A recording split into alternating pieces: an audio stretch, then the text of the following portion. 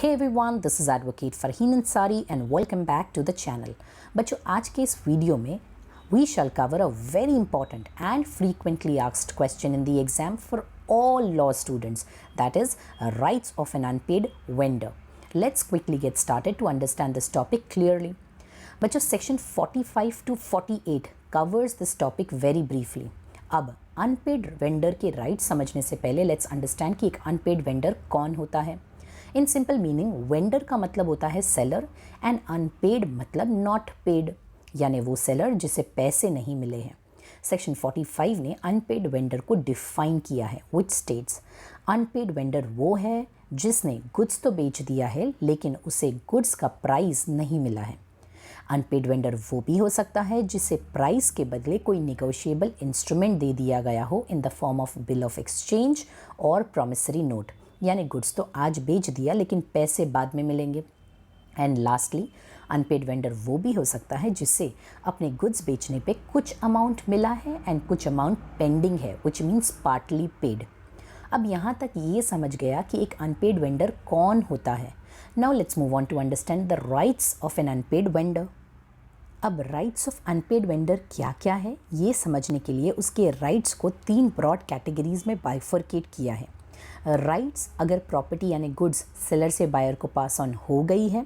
Number 2 rights अगर goods अभी तक सेलर से बायर को पास ऑन नहीं हुआ है.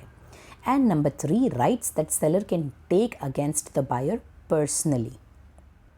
अब अगर प्रॉपर्टी यानी गुड्स सेलर से बायर को पास ऑन हो गई है तो अनपेड वेंडर का सबसे पहला राइट है right of लियन.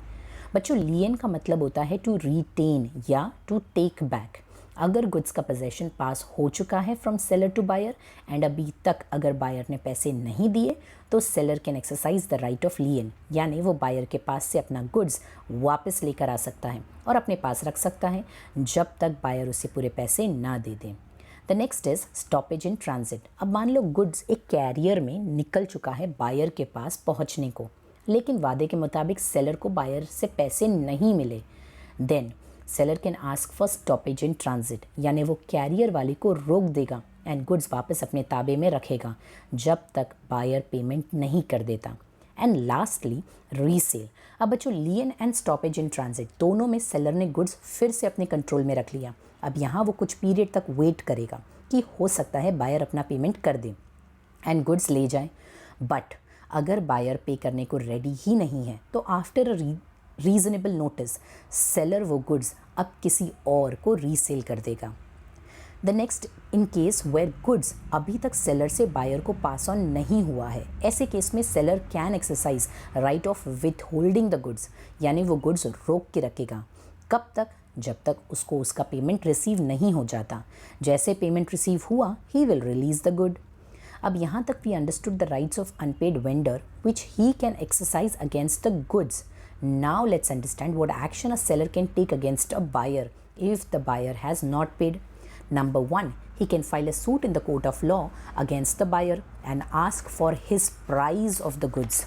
Number 2, seller can ask for damages or compensation जो इतने दिन उसने गुड्स अपने कस्टडी में रखा, जो उसे एक्सपेंसेस लगा उस गुड्स को प्रिजर्व करने का, he can claim from the buyer. Number 3, अगर वेंडर या सेलर चाहे तो वो कॉन्ट्रैक्ट ऑफ सेल को रेप्यूडिएट यानी कैंसिल भी कर सकता है. And lastly he can ask for interest on the delayed और लेट पेमेंट. तो बच्चों this was the short and quick explanation on rights of unpaid vendor under the sale of goods act. Hope you've understood the same. In case of any questions, do let me know in the comments below. And all the notes on this topic is provided on my Telegram group, of which the link is in the description below. Until we meet next time, thank you everyone. Bye-bye.